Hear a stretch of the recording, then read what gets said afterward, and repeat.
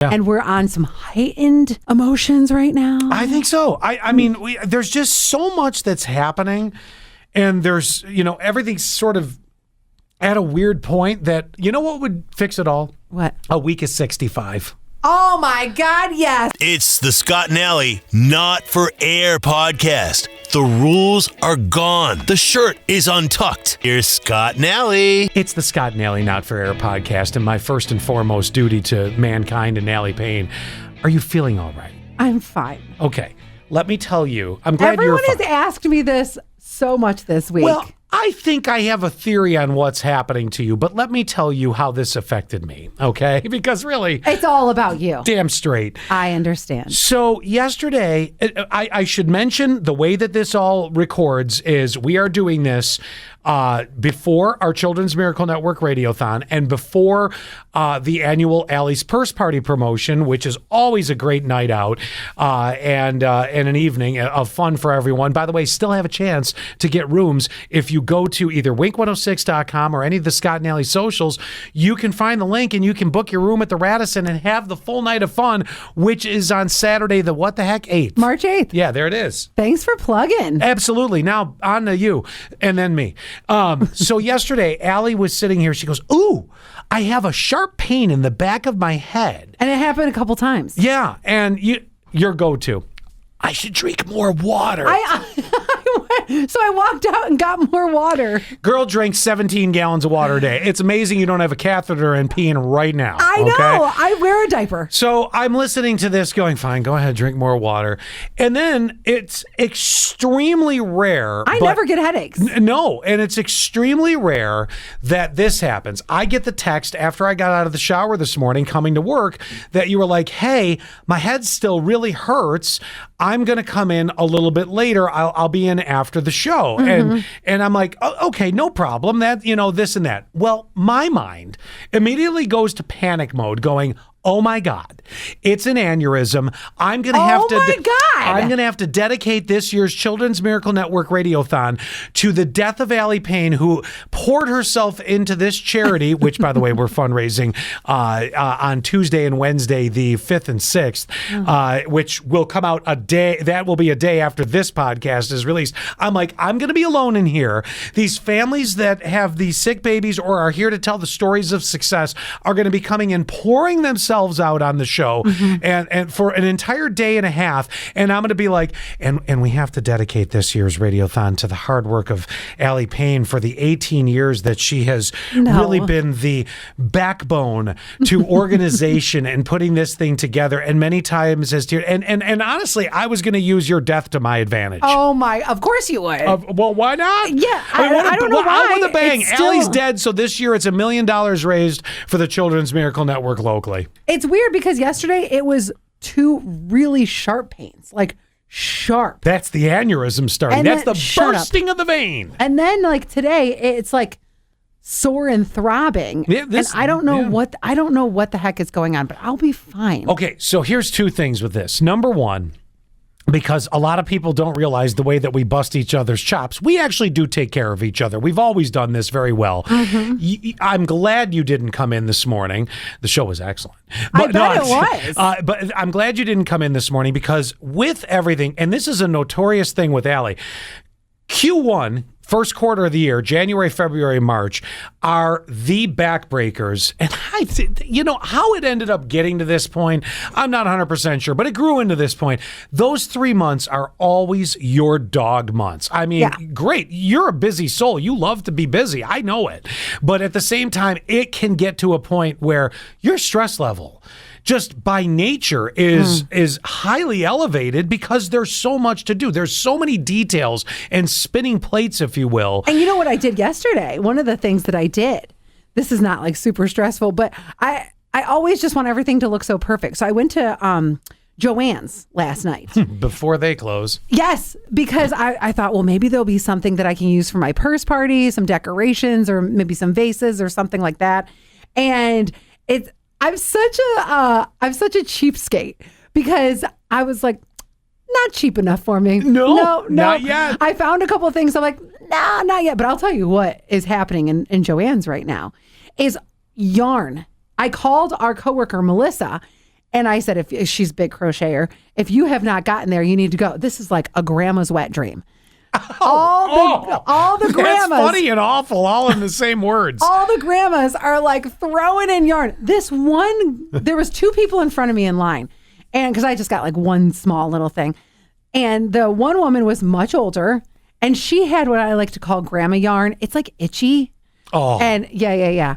And then there was this very young girl, the total opposite, maybe 19, who was in front of her, but she had a full cart of purple. And I was like, oh, you're weird. That tracks. Every person I know who is obsessed with purple is weird. That's my theory. They're all weirdos. People who have purple cars, dress in purple every day. Their house is purple. I'm like, y'all are... It's a lot of purple. Y'all basically are homeschooled. So, oh God. but back to the headache thing. It's weird because I never get headaches, but also I equate it to some of the dumbasses that we work with here. I swear to God, this one person. They're always keeping your stress level at a minimum. I don't get stressed super easily, but this one, I just want to kick their teeth in so hard. I say that lovingly. Yep.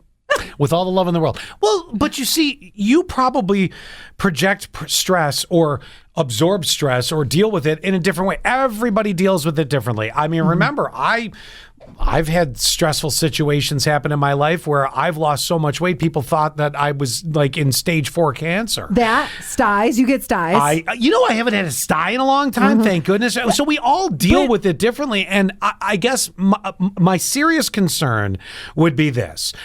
I'm going to think that it's a stress reaction, but I'm not going to say they're going to get you in for an MRI tomorrow. You might want to just, I don't know, can you message your doctor? Oh, I could always do like an e-visit. Yeah, well, but in general, like I have a portal where I can message Liz. Yes, I'm on a first name basis with the person that sticks their finger in my ass. As you should be. That's actually never happened, thank God. But he was texting 6059 just minutes ago. We're on well, use that finger wherever it just came from and text me. But we can portal back and forth. You might want to, if you can do that, you might want to do that and just say, hey, is this just me? Because it might just be stress manifesting itself, or you are going to drop dead in a pool of your own drool, and I'm going to capitalize on it and say, this is all in memory of Allie. Let's come together and raise as much money as we can. I will. You're being ridiculous. I will take your loss and my loss too, but I will take your passing and your expiring to a level of manipulating people's emotions. Yes, or good, and use it to that advantage. No, so, all right. So you're not dying. No, and let's see what happens after Purse Party and Radiothon. We'll see what happens. Could it be a stroke? God, I hope not. No, you seem to be funcking. Yeah, I think I'm going to be fine. I'm going in all in with all the I can tell. possibilities. Yeah, that's enough, young man. You're here. So I have an update from last week. I'm back in my bedroom. Oh. Remember last week? Well, Zach has to look over you at night to make sure you didn't pass in your sleep. Oh, great. He's putting his fingers underneath my nose. Yes. He doesn't have to. I snore so loud. It's quite Maybe clear. You need a CPAP machine like your dad. I think I probably do. Yeah. Which I don't understand how, because I've actually lost weight and the snoring keeps just getting worse. I'm like, I lost weight. I haven't been drinking like at all. So I'm really not sure why the snoring is just to the level that it is.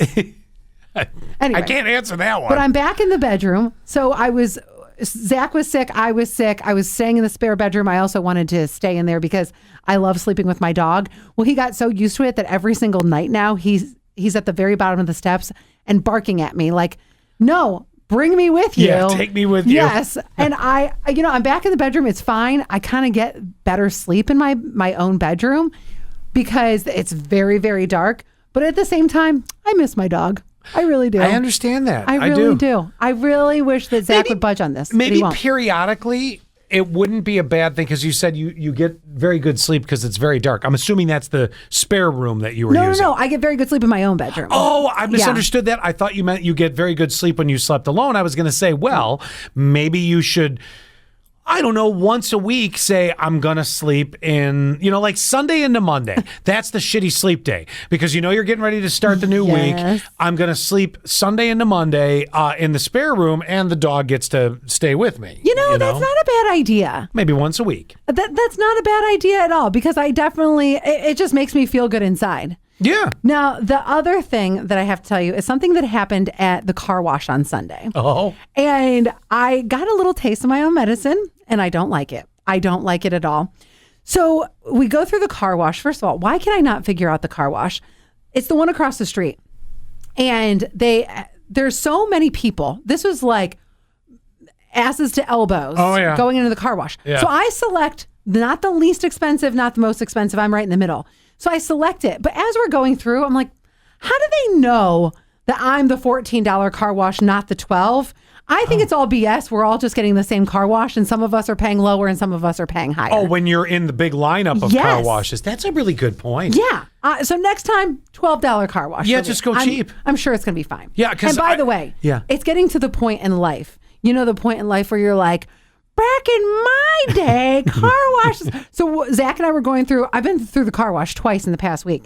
So Zach and I were going through with his truck and he's like, what? I can't believe car washes are this expensive. No, he's right. They are a fortune. Yeah. He said, I remember back in my day, they were like $6. And he's like, $15, $18, $20 for a car wash? Like, you got to be kidding me. I'm going to tell you a money saver. Wash your own dang car? Excuse me. Well, yes, but yes and no. So we did the same thing on Sunday. We had to get, living in upstate New York, we use salt on the roads. You got to get the salt off. Did you go to the one across the street from our work? No, I didn't because, number one, I don't feel like waiting in that line.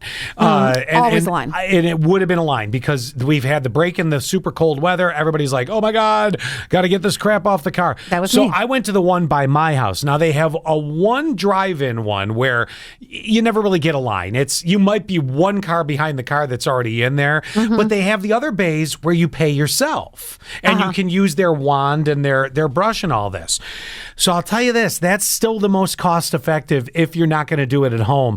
Because I think we paid $6 to wash off the car. And as opposed to now, then the next day I took the other car and I'm like, I ain't getting out of the car. And that was $12. So you can. I mean, you could certainly spend more than $6. You can really go in for all the treatments, but you could probably get away with doing the job well enough for the $6. So that's the good money saving one. Let me tell you another one I found a scam on that I've been finding to save money on things.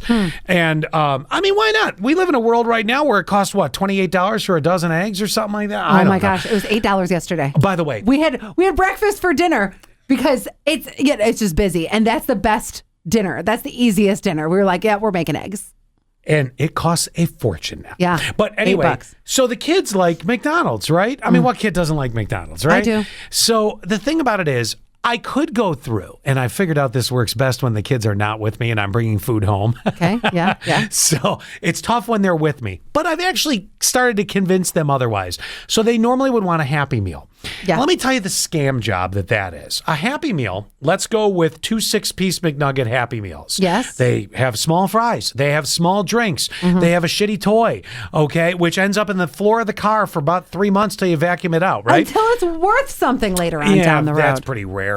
But at any rate, the Happy Meal, if I get 2 Happy Meals, and let's say I'm hungry, I'm going to get the number 7, 2 cheeseburgers, fry, and a drink. Do you know that damn thing is close to $30 for that? Are you serious? Yes.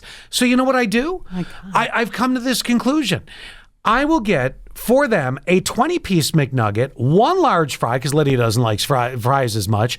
And What? she's not as much of the fries. She'll eat the nuggets. Okay. So if I get the 20-piece, well, they're never going to each eat 10 nuggets each. So I get some. Yes. And the large fry, if Lydia wants a couple, she can have a couple. Gavin always will eat the fries. Yes. But then if I order the small drink, that's perfect for Gavin, and I order an apple juice for Lydia. Do you know it's cheaper to do it that way than to order the Happy Meal? And what's the difference? I'm getting more food. Yep. At a lesser price because you didn't put it in a box and with a shitty toy. How do you convince them to not get the toy, though? Because I think that's really what it is because we always looked forward to, like, it might have been the Barbie ballerina. I remember was really popular. There was They haven't had a good toy like that in a while. We used to, once there was like a series of toys, we would go back like every single week and, we need to get the blue ballerina. They used to do that better. Once in a while, certain things will come out that they'll do that promotion with still. I remember in the past couple of years, there was something. I don't remember what it was. Might have been Pokemon or something like that. Okay. But the thing about it is, I more or less am lowering their expectations in life, and which is probably smart. Love it. Because it's parenting 101. Because I'm looking at it going, I'll tell them right out, I'll be like, guys, I'm going to get you a 20-piece nugget and the fries and all this stuff. I just tell them up front at this point. In the beginning, when they wanted, a Happy Meal, and they would see it. Now it's almost gotten to the point where they're just like, all right, Dad's cheap. Can I tell you what I love about this? So this is an old story, and you learn lessons as you're parenting, right? So I was in a relationship where there was a child, and I was in my 20s, so I didn't know how to parent. I didn't know all the tricks and tips and blah, blah, blah. So you're kind of like going through it. I mean, does anybody really know? No, it is an endless education. So it was me, my friend Eldon, and the person I was dating at the time, his son, and Eldon had brought a little kid with him as well because he was dating somebody with a child. So we were going, I wanted Applebee's, I think, for lunch. We were all going to go to lunch after we were going ice skating. And this pissed me off so much. The guy that I was dating, his kid, who I love his kid now, his kid's like one of my favorite people, but his kid wanted some kid type restaurant. It might have been McDonald's. It might have been something. Sure. And I was like, no, I don't want to do that. And the person I was dating, he's like, no, that's what he wants. That's where we're going. But it was Eldon who was like, no, I'm the adult.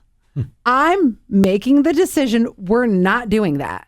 I don't care what. Going to the kids' restaurant. Right. I don't care what the kid wants. Yeah. There are days that we'll do that, and that's fine. That's 1,000% accurate. But we already did the kid thing. We did the ice skating thing. So now we're going to eat an adult meal because that's what we want. And I was like, nothing wrong with that. Yes. And I have to say, with you saying, kids, we're getting a 20-piece meal. You're not going to get a kid, get a toy.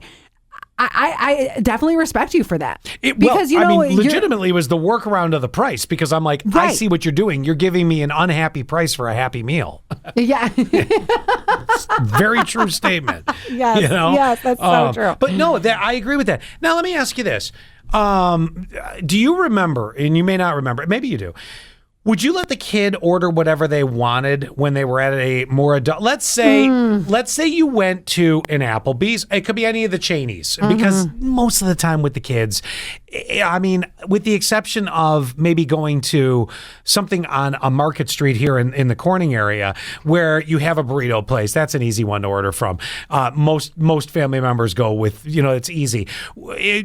Chain restaurants are pretty common if you have, a young kid around. You either end up at an Applebee's or a Chili's or something like that. Do you let them order whatever they want? Let's say they said, well, you know what? I want riblets today. Would you let them do it?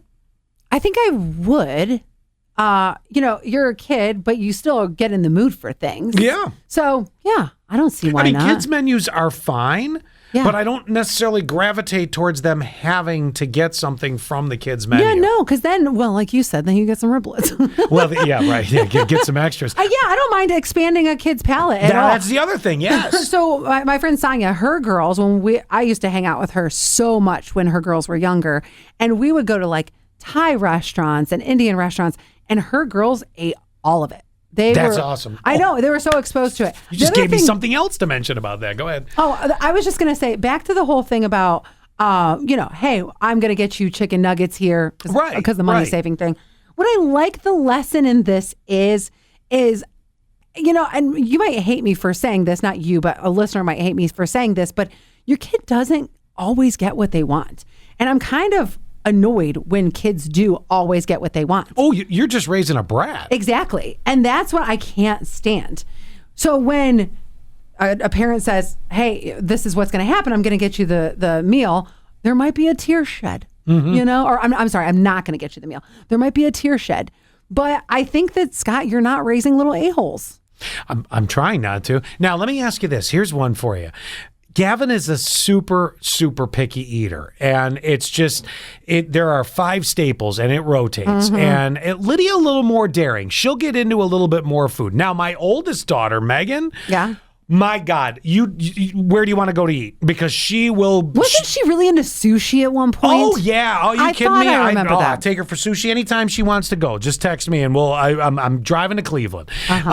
So, and Thai food and all that. So, I don't remember how she got into everything. I don't remember. Do you remember, and this will tie into what I'm about to do, because I might have it happen this weekend. Do you remember when you got, normally a kid would not go, what would you like for dinner tonight? First thing out of their mouth when they're real young is Chinese food. You had to be exposed to it at some point. Do you remember being exposed to other foods other than what was cooked at home or Applebee's? Do you remember how you were exposed to it? I think a couple. I have 3 really great answers for this, because I want to see if any tie into what I'm about to do. I'm a very adventurous eater. Yes. I think part of it is my grandmother on my mom's side, very adventurous. She was the one that would eat like lamb's brains and frog legs and things like that. I am not that adventurous. No, I'm not going to eat lamb's brains. I'm not eating frog's legs. But I think that my mom also has leaned a little on the adventurous side because of that. So that's the first answer. The second answer, growing up on the Jesus bus. Oh, yes. And we would travel to all the touring bus. Right, all different states. So we would be put in situations where we were either A, stopping at restaurants a lot, or we would be eating whatever like someone provided us. So there's a point where you just take whatever. Number 3, I think being chunky, and I was like, I'm hungry. I'm willing to try anything. And then, okay, what was my last one that I was going to tell you? Oh, I just told this story to my nail girl the other day. I'm not saying this really catapulted me here, but we had a science teacher, and I may have told you this. We had a science teacher named Mrs. Packy, and we called her Wacky Packy. Yeah. She was one that had like the real bright blue eyeshadow all over her eyes, like real high up. Her hair looked like a brown cotton ball, and she wore polyester bell bottoms. She would make us she brought cow's tongue in and had us try adventurous foods in that class. So I think that it's also my adventurous spirit, which leans into the adventurous eating as well. I can understand that. So that makes sense to me. By the way, side note, you are an onion because now there's another layer unpeeled. I've heard the story of you guys traveling around as a kid with the Pains, the gospel band, if you will, Southern gospel band. Let me correct that. Absolutely. On the tour bus back in the 80s, and the fact that you just phrased it as though you take what you can get, as though people were offering you meals. They were. It was. It sounds like it That's was. how it was. Was there any money made on this tour? Is what I'm getting. No, just souls. Souls healed and Yes, church potatoes for everyone. Yeah. So a lot of times it would be we would stay at someone's house, or we would be in like a church basement. It's exactly what you're saying. Oh, that's great. And they would feed us. We can't pay you for your performance, but damn. Oh, believe me, there was tuna casserole for everyone. Believe me, there was a second collection. Oh yeah. Oh, it's not just the Catholics with the second collection. No, second collection for the Jesus band. And the Pains are coming through. We're going to have a second collection. But believe me, I ate a lot of Cracker Barrel and Shoney's when I was growing up too. That's great. Big Southern states. So do you want to hear the thing about how I got a taste of my own medicine with the car wash? Yes. Okay, Come right back to that in a minute. Let me finish really quick on the adventurous foods. Yeah. Because I'm going to try this weekend. And then, yes, back to that. I forgot we were still in the circle of that. This is the most typical thing. We start here. We'll take you all the way around and we'll get back to it. So the thing about it is one of Gavin's friends, and I love this about his friends. He's got a great group of friends. He talks to his friend Riley every night. Those two have a blast. Is Riley a girl or a guy? Riley's a girl. She's okay. And we've taken Riley to different things. Went to a Harry Potter market recently. Oh, that was Riley. That was Riley. Yeah. Oh, you saw Riley. Yes, but nobody introduced. You should have introduced. That was the most unexpected place that I was not expecting to bump into you. So I don't know what happened. Mentally, I was like, Allie's at a Harry Potter market? You believe me, you did not look like you were having the time of your life. Oh, I enjoyed seeing the things. It wouldn't have killed me to see a table of vendors of Star Trek stuff, but that wasn't for that. You looked like the guy at every single woman's clothing store USA. I felt like you were saying, "Where's my chair?" Yeah, where's my chair? Give me your purse. I'll hold it while you go try this. I know. Harry Potter's a great franchise. Is it my franchise? No, ma'am. However, I am happy. Yep. Oh, my God. That's all right. The start of this podcast, you said, "Settle down, young man." That was the nicest compliment you've given me in 20 years. So, see how it must be sticks? this headache. It's Sticks. Yeah, that's what it is. Your aneurysm's interrupting your assholery. Anywho, so Gavin's got a great group of friends, right? And he's got his other friend, Can't remember his name. He's so great. Christ. What? Give me a second here. Carter. Maybe I'm having an aneurysm. No, not Carter. Lucas. So, Lucas. I was going to say Hunter. I was going to start naming random names. So Lucas comes over from time to time, and Lucas is really funny. So the other day, he's on the phone, on the iPad with Gavin, and he goes, "Hey, can I come over this weekend?" That's what my house has become. Yeah, of course, whatever. Come on over this weekend. Whatever. You'll be spending the night Saturday. Cute. Lucas loves Chinese food. And here's what's great about this. He was able to get me, the last time Lucas was over, we usually get some sort of takeout when they're there. I think I picked up a pizza for the kids and Chinese for $60.59 and myself. And it was one of these things. Lucas goes, "Oh, what'd you get?" And I go, "Oh, do you like Chinese food?" He goes, "Yeah." And I gave him some of what I had. And then we got Gavin to try the fried rice, which he was kind of like, okay. But then I realized something. And I just remembered how my daughter got into Chinese food. And I'm going to do it with Gavin. And tell me if this is not brilliant. What? The crispy things they put on the table before you get your food. They're the deep fried wontons. The deep fried wontons. So we got Gavin to eat a few of those. He really liked those. Yes. Okay. That is the gateway to Chinese food. I'm telling you it is for a kid. And Lucas goes, "Yeah, I really like not sweet and sour chicken, sesame chicken. Sweet and sour chicken is just chicken nuggets in a thin batter that you dip in some unknown red sauce." But that's how I started with the Chinese food. That's very common. And some people never grow beyond the kids' meal of Chinese food, which is sweet and sour chicken. Right, yes. right. But you go to sesame chicken, everything's glazed and coated. Now, maybe it's like gravy, put it on everything. So it's, glazed up. So Lucas loves it. So I'm half tempted. Tell me if you think this is a good idea. Okay. I know they'll behave. I'm half tempted to take them to the Beijing Garden, sit them down. Do it. Sit them down, say, "Lucas," I'll whisper in his ear. I'll be like, "I need you to get the sesame chicken.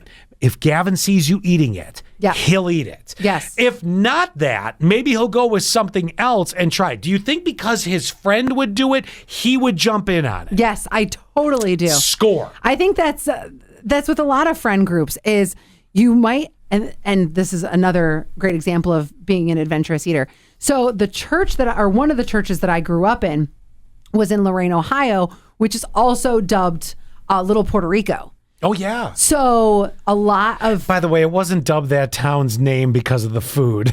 Right. No, well, I mean, there's just lots of Puerto Rican people there. And a lot of the church events would have Puerto Rican rice, something called, I'm going to butcher the name of this, but because it's always a Spanish-speaking woman who would say pastelillos or something like that. Well, I don't know. Empanadas, things like that. And that also opened up a whole new world because a lot of people in my youth group loved that food because that's how they grew up eating that Oh, food. sure. Yeah. I think that was another reason. Now, okay.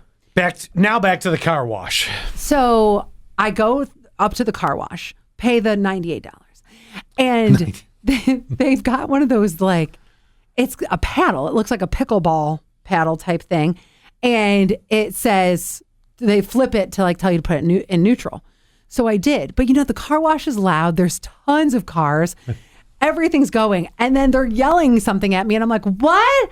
Huh?" And they're like, and I'm like, "I can't hear you and I can't roll my window down." Finally, they're like, "Take your foot off the brake." Okay. Like, why? Oh, because of the automatic chain that takes you through the car wash. But in my mind, I didn't want to slam into the guy in front of me. Oh, yeah. But they were Did you have it in neutral? Because if you didn't, you would have slammed into that guy. Yes, I had it in neutral, but I didn't know it was time to do that. And so first I felt like an idiot. And I'm thinking, why is this car wash so difficult? And why am I getting yelled at? Well, then I get yelled at a second time. Here's where my taste of my own medicine comes in.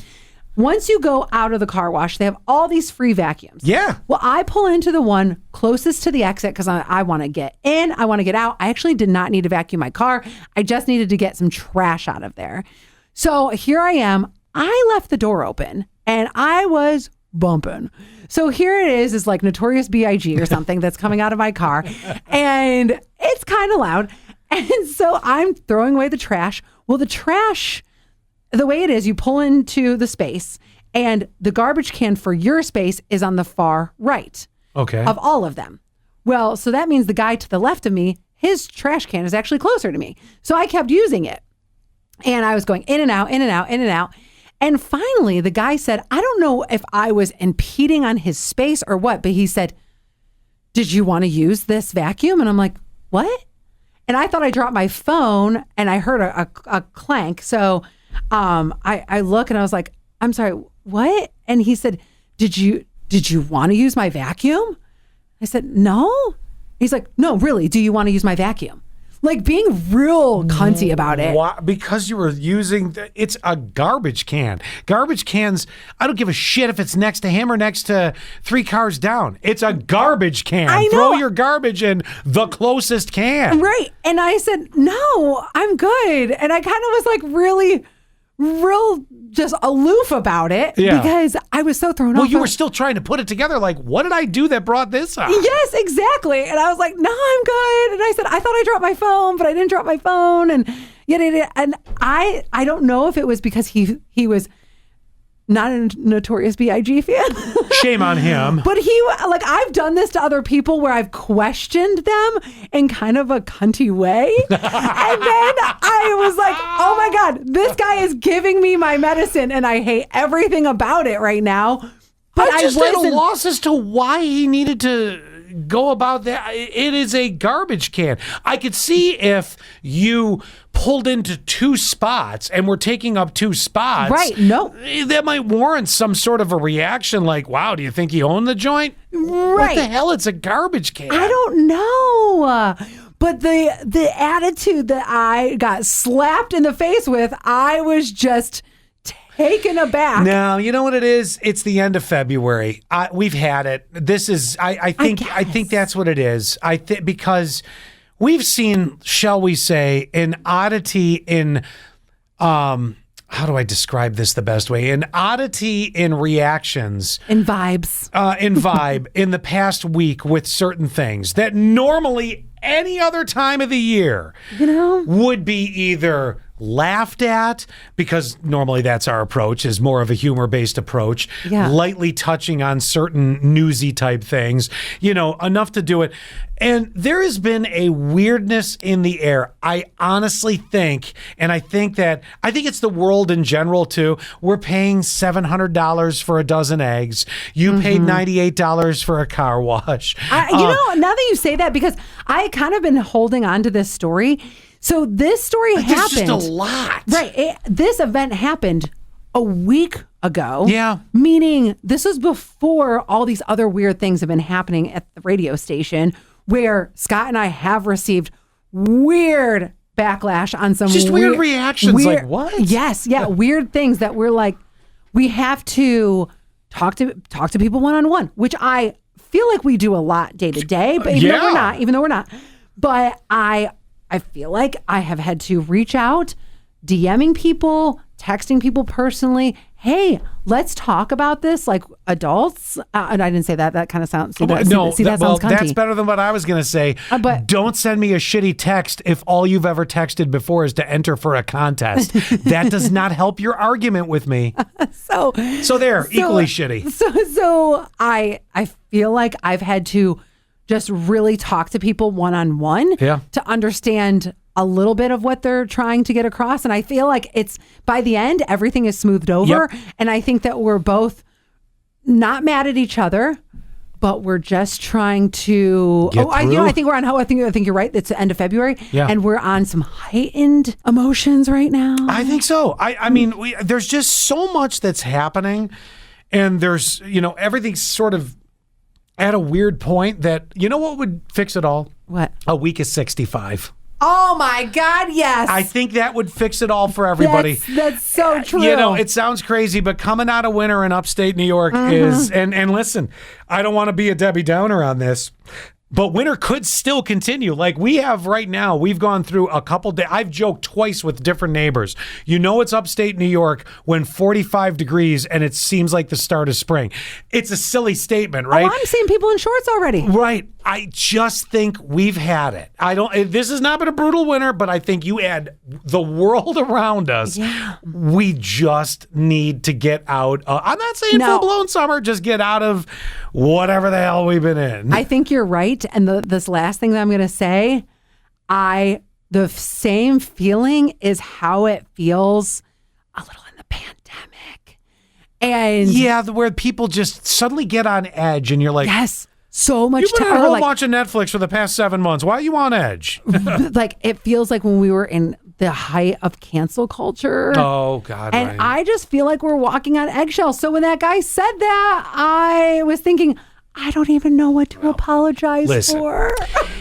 You have every right. I believe it is. It's somewhere in the Constitution that you can use the most conveniently located trash can for your goods. I believe that is somewhere. I'd have to go back and reread. Maybe not in the Constitution. Maybe it's somewhere in. It's somewhere. I know in some way something could be perceived as that's what that meant. And I guess also next time I need to turn down Biggie because no, you don't. He's not a fan. It doesn't matter. No, I don't care. Because I specifically remember you not being a fan of Biggie is your problem, against the law. Well, that was fun. Wasn't that fun? That was fun. Do us a favor, will you? Subscribe. Share the Scott and Allie Not for Air podcast. Touch our buttons. We know you want to.